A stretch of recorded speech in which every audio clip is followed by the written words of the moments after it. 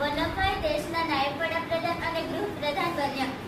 તેમણે બધા દેશી રાજ્યોને ભારત સંઘ સાથે જોડી દેવાનું કપરું કામ પાર પાડ્યું. આથી તેઓ લોખંડી પુરુષ કહેવાય. આથી તેઓનું બીજું નામ લોખંડી પુરુષ પડ્યું. 15મી ડિસેમ્બર 1950ના રોજ તેમનું અવસાન થયું. વલ્લભભાઈને 1991માં મરણોત્તર ભારત રત્નનું સન્માન આપવામાં આવ્યું. સરદાર સરોવર પાસે સ્ટેચ્યુ ઓફ યુનિટી નામે જાણીતું તેમનું 182 મીટર ઊંચું પૂતળું ઊભું કરવામાં આવ્યું. એવા દેશના મહાન નેતા છે, એવા મારા પ્રિય હીરો સરદાર વલ્લભભાઈ પટેલ છે. દેશના મહાન નેતા જેને દેશ હંમેશા યાદ કરશે. મારો પ્રિય હીરો સરદાર વલ્લભભાઈ પટેલ છે. તેમનો જન્મ 31મી ઓક્ટોબર 1875માં નડિયાદમાં થયો હતો.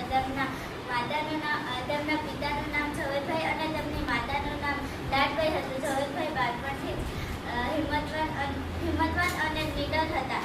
વલ્લભભાઈ વકીલાતનું ભણ્યા હતા, પણ વકીલાત કરવાના બદલે ગાંધીજી સાથે આઝાદીની લડતમાં જોડાયા.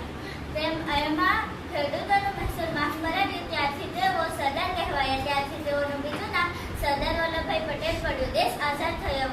વલ્લભભાઈ દેશના નાયબ વડાપ્રધાન અને ગૃહપ્રધાન બન્યા. તેમણે બધા દેશી રાજ્યોને ભારત સંઘ સાથે જોડી દેવાનું કપરું કામ પાર પાડ્યું. આથી તેઓ લોખંડી પુરુષ કહેવાય. આથી તેઓનું બીજું નામ લોખંડી પુરુષ પડ્યું. 15મી ડિસેમ્બર 1950ના રોજ તેમનું અવસાન થયું.